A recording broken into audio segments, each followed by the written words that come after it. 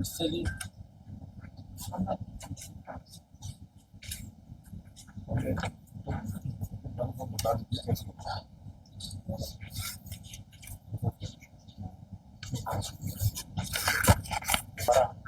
जो ये प्रोजेक्ट 9 साल से 200 एकड़ का 7200 एकड़ बनकर और पहले छोटा हवाई अड्डा था उसका लाइसेंस लिया गया।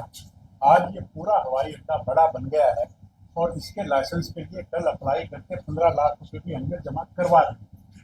तो आज बड़े सौभाग्य की बात है। राम जी भी बड़े खुश हैं। आज पूरे जो ये सारा रनवे है और ये पेरीमीटर रोड है और टर्मिनल एक्सटेंडेड टर्मिनल है, 30 एरिए का जो बिजली घर है, फ्यूल टैंक को भरने का जो काम है, एटीसी का जो काम अभी आप सबको दिखाया, इस सब का माननीय मुख्यमंत्री जी के हाथों इसका उद्घाटन हुआ। मैं आप सबका धन्यवाद भी करता हूं।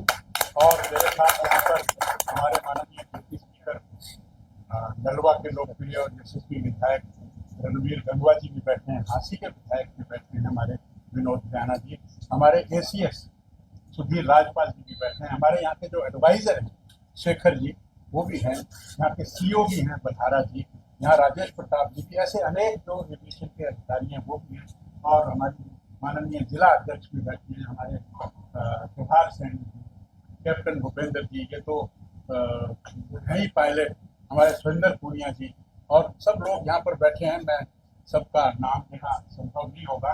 मैं आप सबका भी स्वागत करता हूँ, आपका भी स्वागत करता हूँ। और पहले मैं मुख्यमंत्री से निवेदन करूंगा कि ये जो मॉडल आपके सामने रखा है, ये जो हमारा नया टर्मिनल बनेगा जिसका शिलान्यास महीने के बाद जब फ्लाइट शुरू होगी, तो हमारा प्रयास है कि माननीय प्रधानमंत्री जी आए, तो वो जो बड़ा जो 2 मिलियन जो लोगों का पैसेंजर्स का जो बड़ा टर्मिनल बनेगा उसका शिलान्यास लगभग 1.5 महीने के बाद करेंगे। उसका जो मॉडल है वो ये आपके सामने रखा है। मैं माननीय मुख्यमंत्री से प्रार्थना करता हूँ कि वो खींचकर इसका अनावरण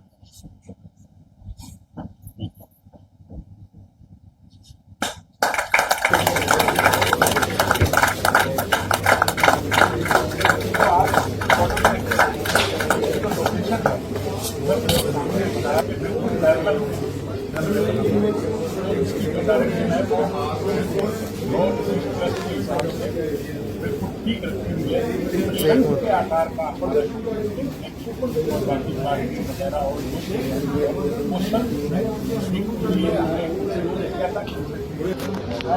इसी आकार का बड़ा बनेगा। आपको मुख्यमंत्री से प्रार्थना करूंगा कि वो आपसे अपनी बात जो मीडिया के साथी स्क्रीन के सामने है, कृपया थोड़ा थोड़ा साइड हो जाए, एक बार फिल्म चल जाए फिर आप अपना जगह ले।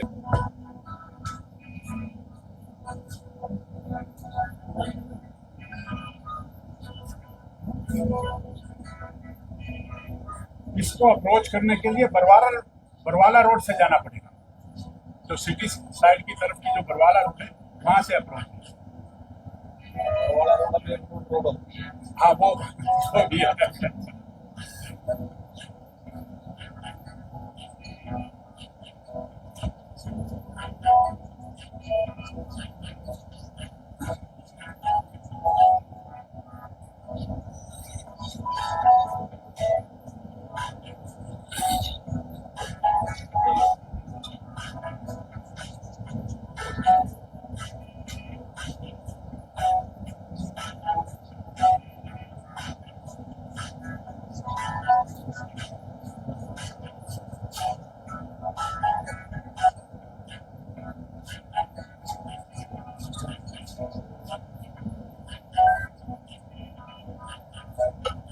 लगभग 10 जहाजों के वेस्टिब्यूल बनेंगे।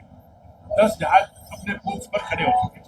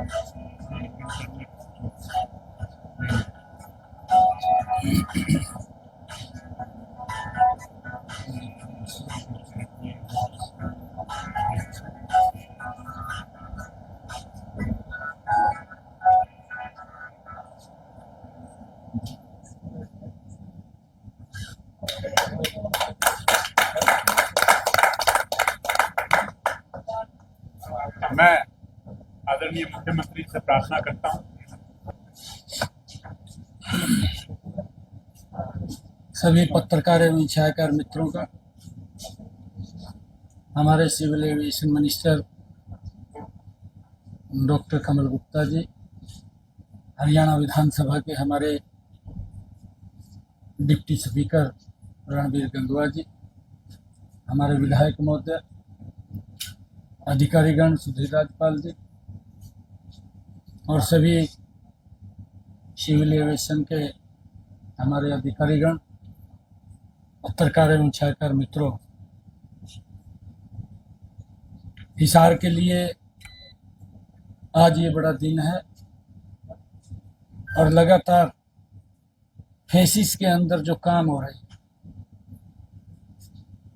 आज लगभग इस टर्मिनल को आगे बढ़ाते हुए 9 कामों की और उद्घाटन भी हुए हैं, उनकी आधारशिला भी रखी। फर्स्ट फेज के जो कार्य थे वो आदरणीय मनोहर लाल जी ने इस टर्मिनल को आगे बढ़ाने के लिए किया। आज उसका दूसरा पड़ाव है।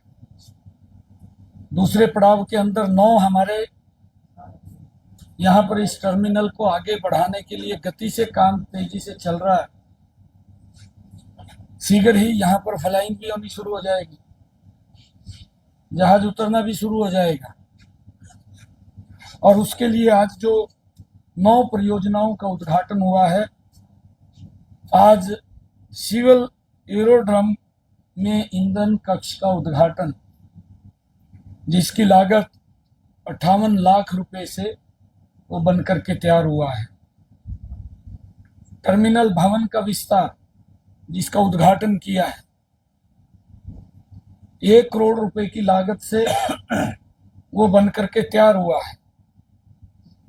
तीसरा ATC हवाई यातायात नियंत्रक, उसके भवन का उद्घाटन हुआ है, जिसके ऊपर 1 करोड़ 25 लाख रुपए की लागत वो लगी है। प्रीति मार्ग, जो इमरजेंसी के अंदर जो मार्ग है और इसके ऊपर जो प्रकाश की व्यवस्था है, जो लाइटिंग लगी है, उसका उद्घाटन हुआ है। लगभग 14 करोड़ रुपए की लागत से आज इसका उद्घाटन हुआ है, जिसकी लंबाई लगभग 14 किलोमीटर है। 5वां हमारा जो रनवे है, जो टैक्सी वे है, उसके विस्तार का भी चरण का आज उद्घाटन हुआ है, जिसकी लागत लगभग 285 करोड़ रुपए है और 3000 मीटर का ये रनवे और टैक्सी वे ये बनकर के तैयार हुआ है, जिसका आज उद्घाटन किया है। और हमारे मंत्री महोदय का जो कार्यालय है, उसका भी आज उद्घाटन हुआ है। उसके ऊपर 95 लाख रुपए की लागत से वो बनकर के तैयार हुआ है। एक यहीं एयरपोर्ट के अंदर बिजली को लेकर के 33 kV का जो सब स्टेशन है, उसका भी उद्घाटन हुआ है, जिसकी लागत 12 करोड़ रुपए की वो आई है। हैंगर बना है, जिसकी लागत 12 करोड़ रुपए की आई है और एक हैंगर एपग्रेन वो बना है, जिसकी लागत 12 करोड़ रुपए आई है। लगभग ये 9 इस प्रकार के उद्घाटन के कार्यक्रम, उस गति को आगे बढ़ाने का जो निरंतर ये दूसरे चरण का कार्यक्रम शुरू हुआ था, इसके अंदर बड़ी गति पिछले लगभग जब से ये महाराजा अग्रसेन एयरपोर्ट के ऊपर काम चालू हुआ है, लगातार ये गति बन रही है और शीघ्र ही यहाँ से बड़ा टर्मिनल भी बनेगा, जिसका अभी आपके सामने इस प्रोजेक्ट का अनावरण भी किया गया है, आपको बताया गया है। ये तीसरे चरण के अंदर ये बन करके तैयार हो जाएगा, परंतु इस बीच में हमारी फ्लाइंग यहाँ से चाहे हिसार से चंडीगढ़ जाना है, हिसार से जम्मू जाना है, हिसार से अहमदाबाद जाना है, हिसार से अयोध्या जाना है, या हिसार से दिल्ली जाना है, यहाँ पर फ्लाइंग शुरू हो जाए और ये हिसार के इस क्षेत्र के विकास में एक मील का पत्थर साबित होगा। इसके साथ साथ एक बड़ी इंडस्ट्री, वो हब भी बनेगा, जहां पर बड़ा एयरपोर्ट। मुझे इस बात की खुशी है, महाराजा अग्रसेन ये एयरपोर्ट आज हिसार ये दुनिया के साथ कनेक्ट हो जाएगा। ये हमारे हिसार के लिए विकास के अंदर एक विकास में ये मील का पत्थर साबित होगा। और मैं ये बधाई भी हरियाणा प्रदेश वासियों को देना चाहता हूं, क्योंकि ये कृषि प्रधान हमारा हरियाणा प्रदेश है। इंडिपेंडेंट हरियाणा को एक अलग से एयरपोर्ट मिलना, ये भी हमारे लिए बड़ी एक गर्व की बात है, हरियाणा वासियों के लिए खुशी की बात है। आज कई कार्यक्रमों का आज जो कार्य बनकर के तैयार हुए हैं उनका उद्घाटन हुआ है। जैसा मैंने कहा है कि ये लगभग 339 करोड़ रुपए के हमारे महाराजा अग्रसेन एयरपोर्ट में जो काम बन करके तैयार हुए थे, ये दूसरे चरण के अंदर आज उनके उद्घाटन हुए हैं। और उसके साथ साथ हमारे हिसार के विकास कार्यों को गति देने के लिए आज 28/9 इसमें जोड़ करके 28 कुल प्रोजेक्ट हमने हिसार के विकास कार्यों के शिलान्यास और उद्घाटन किए हैं, जिनकी लागत लगभग 544 करोड़ 15,000 रुपए, 544 करोड़ रुपए की लागत से, चाहे 15 लाख उसके अंदर चाहे सड़कों के निर्माण की बात है, चाहे उसमें पब्लिक हेल्थ के जो ट्यूबवेल या अन्य कोई पाइपलाइन की बात है, और चाहे एयरपोर्ट के अंदर हमारे 9 कार्यों के उद्घाटन की बात है। आज 544 करोड़ रुपए के विकास कार्यों का शिलान्यास और उद्घाटन ये हिसार के अंदर हुआ है। मैं इसके लिए पूरे हिसार वासियों को बहुत बहुत बधाई और शुभकामनाएं देता हूं। सीएम साहब, प्रदेश में पानी की किल्लत है और किसी का ये कहना है कि जो हरियाणा है दिल्ली को पानी नहीं दे रहा है। उन्होंने आंकड़ों के साथ प्रस्तुत किया है, पहले धरने पे बैठे।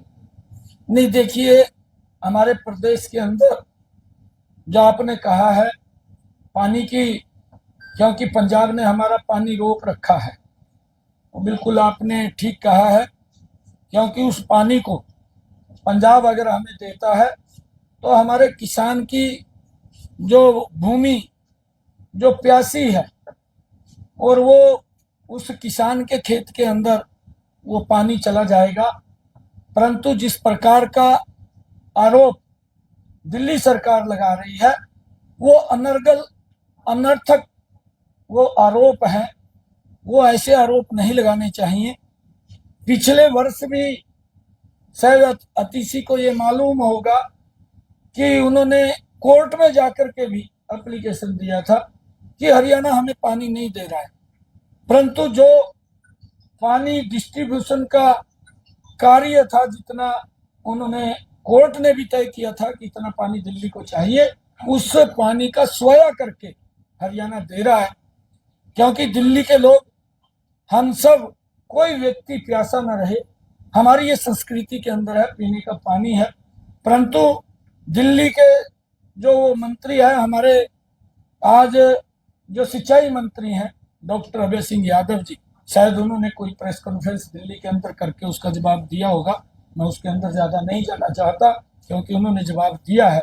मैं ये कहना चाहता हूँ कि उन्होंने अपनी व्यवस्था का वो ठीक नहीं की, वो कहीं ना कहीं अपनी व्यवस्था को ठीक करते लोगों के जो समस्याएं आने वाले समय के अंदर उनको दिखाई दे रही थी, उसके ऊपर ध्यान करना चाहिए था, ना कि कोई भ्रष्टाचार के ऊपर।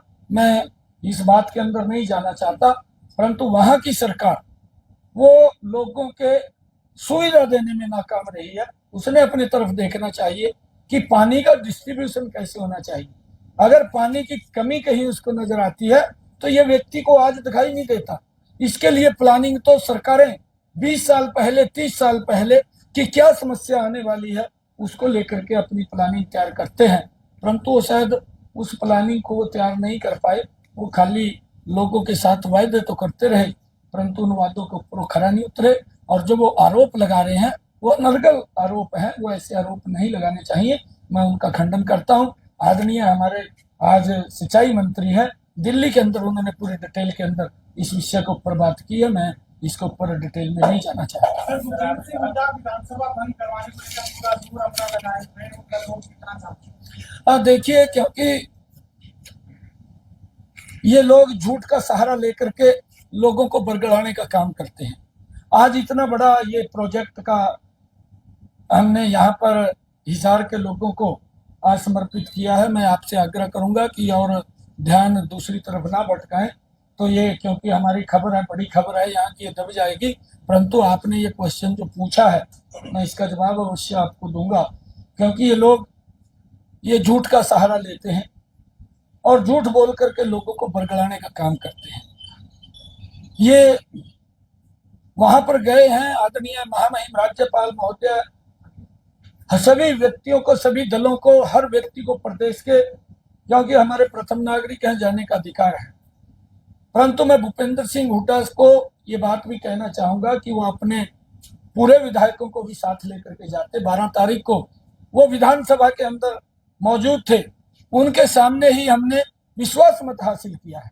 ये आज नहीं, ये इनकी, मैंने कहा है कि इनकी एक सोच इस प्रकार की बनी हुई है कि जब भी सेशन आता है उस सेशन के अंदर ये लोग एप्लीकेशन लगा देते हैं कि सरकार अल्पमत में है। सरकार कोई अल्पमत में नहीं है, उसके पास ही स्वयं कांग्रेस ही अल्पमत में है। आप देख रहे हैं उनके विधायक वो छोड़ छोड़ करके पार्टी जा रहे हैं। और अभी आदरणीय किरण चौधरी जी, जिनको कांग्रेस को भी मजबूत करने के लिए उन्होंने, पूरे परिवार ने अपना पूरा जीवन लगाया, परंतु एक परिवार को, अपने बेटे को ही आगे बढ़ाने के लिए उन्होंने इतने बड़े नेताओं की बलि दे दी। और भी बहुत सारे ऐसे नेता हैं कि जो अंदर ही अंदर घुटे हुए हैं, और आने वाले समय के अंदर ये बड़ा एक विस्फोट कांग्रेस के अंदर होने वाला है। और जो जिस प्रकार की इनकी सोच है, ये तो ये सोचते हैं कि जल्दी ही, जिस प्रकार से कांग्रेस राहुल गांधी साहब को प्रोजेक्ट करने पे लगी हुई है, और आज आप देखते भी हैं कांग्रेस के हालात। मैं आपको बताना चाहता हूं, तीसरा प्लान नरेंद्र मोदी जी बिना रुके उन्होंने देश के अंदर प्रधान सेवक के रूप में शपथ लिया। कांग्रेस तीसरे वर्ष के अंदर भी 3 डिजिट क्रॉस नहीं कर पाई, आज भी 2 डिजिट के अंदर खड़ी है। और ये इस प्रकार का वातावरण खड़ा कर रहे हैं कि भाई हम जीत गए। अरे आपने 3 डिजिट भी क्रॉस नहीं किया, आप जीतने की बात कर रहे हैं। और हरियाणा के अंदर भी ये खुश होने की जरूरत नहीं है भूपेंद्र हुड्डा को। 10 वर्षों में कांग्रेस को ये खुश होने की जरूरत नहीं है। 10 वर्षों के बाद भी हमारी सरकार ने हरियाणा के अंदर भी कांग्रेस से ज्यादा वोट लिया है, कांग्रेस से ज्यादा लिया है, कांग्रेस से ज्यादा सीटें हमारी हैं। हमारी 44 सीटें आई हैं, कांग्रेस 45 सीटें, कांग्रेस की 42 सीटें हैं। ये इस बात को भी हमने देखना चाहिए। परंतु इस प्रकार का वातावरण, अभी तीसरी बार भी हरियाणा के अंदर जो हम नरेंद्र मोदी जी के नेतृत्व में हरियाणा को मजबूती से आगे बढ़ा रहे हैं, गरीब व्यक्ति की अपेक्षाओं के ऊपर खरा हमारी सरकार उतर रही है। आज बिना पर्ची, बिना खर्ची के युवाओं को रोजगार दिया जा रहा है, और उनसे ज्यादा दिया है। उनका 10 वर्ष का शासन, किसी भी एंगल से आप जागरूक पत्रकार हैं, मैं आप लोगों से भी आग्रह करूंगा कि उनके 10 वर्ष के कार्यकाल को आप बाइफरकेट करके हुड्डा साहब को या कांग्रेस के किसी नेता को पूछना चाहिए। हमारे कार्यकाल को भी 9.5 वर्ष के कि हमने क्या काम किए हैं, उसको ध्यान में रखते हुए कि उन्होंने ये काम किया है, उनको बताना चाहिए आपने क्या किया है, पूछना चाहिए। उसको ये भी पूछना चाहिए कि आपने 10 वर्षों के अंदर कितनी नौकरी दी है, किस आधार के ऊपर दी है। झूठ बोलना तो कोई भी बोल सकता है, झूठ का सहारा लेकर के विकास के कामों के ऊपर वो नींव उन्होंने खड़ी नहीं की। उन्होंने जो नींव खड़ी की है, मैंने कहा है कि हमारी परसेंटेज ज्यादा है, हमारी वोट ज्यादा है, और उसके बावजूद अगर समीकरण, क्योंकि आंकड़ों का होता है, उस आंकड़ों के कारण हम पीछे रहे हैं थोड़ा। जो हम 2019 के अंदर हमने जो प्रदर्शन किया था उस प्रदर्शन से हम थोड़ा पीछे रहे हैं, परंतु विधानसभा के चुनाव के अंदर भारतीय जनता पार्टी तीसरी बार बड़े मैंडेट के साथ सरकार बनाएगी, ये हरियाणा प्रदेश के लोगों ने तय कर दिया है। और इस बात को लेकर के मैं बताना भी चाहता हूं कि मैं खुद ही जब करनाल से पार्टी ने मेरे को प्रत्याशी घोषित किया तो सारे के सारे दल एक ही मंच के ऊपर, एक पल्ली के ऊपर आकर के बैठ गए और कहने लगे कि बीजेपी को हराना है और सब इकट्ठे हो जाओ, यहां से करनाल से रास्ता चंडीगढ़ जाएगा। परंतु क्या स्थिति की उनकी, बड़े मैंडेट के साथ विधानसभा का चुनाव जो उपचुनाव था, वो करनाल के लोगों ने ये संकेत दिया है कि चंडीगढ़ तो 2024 के अक्टूबर के चुनाव जब होंगे, भारतीय जनता पार्टी कमल का फूल ही जाएगा, नरेंद्र मोदी के नेतृत्व में ये हरियाणा आगे बढ़ेगा, ये संकेत दिया है। ये इनको समझना चाहिए। कांग्रेस अल्पमत में है, हुड्डा साहब आप अल्पमत में है, आपके पास विधायक नहीं है। अगर आपके पास विधायक है, आप उनकी परेड कराइए। मैं ये बात कह रहा हूं कि आप गुमराह मत करिए। इस प्रकार के ये विकास के जो कार्य चले हैं, अब इनके पेट में कांग्रेस के लोगों के दर्द हो रहा कि विकास के काम क्यों रहे, ये गरीब को क्यों लाभ पहुंचा रहे। लगातार हमारी सरकार गरीब को उन योजनाबद्ध तरीके से उन तक लाभ पहुंचाने का काम कर रहे हैं, परंतु कांग्रेस ने जो झूठ बोला है कि मोदी अगर तीसरी बार आ गया तो वो संविधान को समाप्त कर देगा, वो आरक्षण को समाप्त कर देगा। और किस प्रकार से घर घर जाकर के फार्म भरे गए, फार्म भी ये भरे गए कि भाई 4 तारीख के बाद खटाखट 8,500 रुपया घर में खाते में पहुंच जाएंगे। ये इस प्रकार का झूठ बोला, परंतु झूठ से ये लंबा समय नहीं चलता, ये काठ की अंडी है। हमारी कहावत भी है हरियाणा की, एक बार चढ़ती है बार बार नहीं चढ़ती। इनके झूठ का अब हमारा कार्यकर्ता मजबूती से उस नकाब को उतारने का काम घर घर जाकर के करेगा।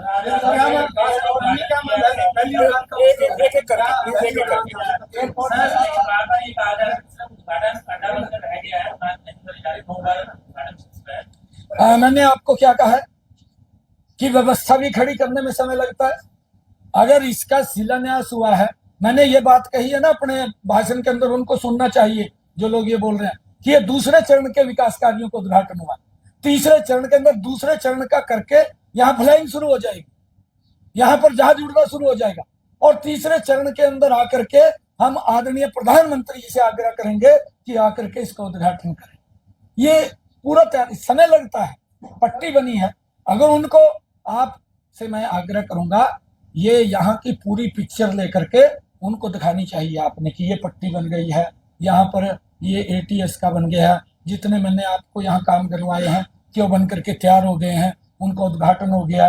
339 करोड़ रुपया खर्च हो गया।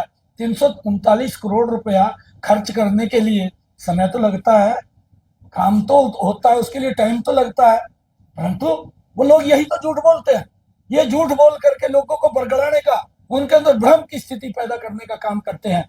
मैं अपने प्रशासनिक अधिकारियों को, मैं मंत्री जी को बहुत बहुत बधाई देता हूं कि लगातार इसके पीछे लग करके इन्होंने बड़ी गति तेज की है कि यहाँ पर जल्दी ही अयोध्या जाने वाली फ्लाइट शुरू हो जाए, यहाँ से हिसार से चंडीगढ़ जाने वाली फ्लाइट शुरू हो जाए, यहाँ हिसार से जम्मू जाने वाली फ्लाइट शुरू हो जाए, यहाँ हिसार से अहमदाबाद जाने वाली फ्लाइट शुरू हो जाए। ये लगातार उसके अंदर लगे हुए हैं और जल्दी ही शुरू हो जाए। उनको एक बात और कहना, कह दे भाई यहाँ से आकर के आप भी कहीं से फ्लाइट कर दियो, जल्दी कर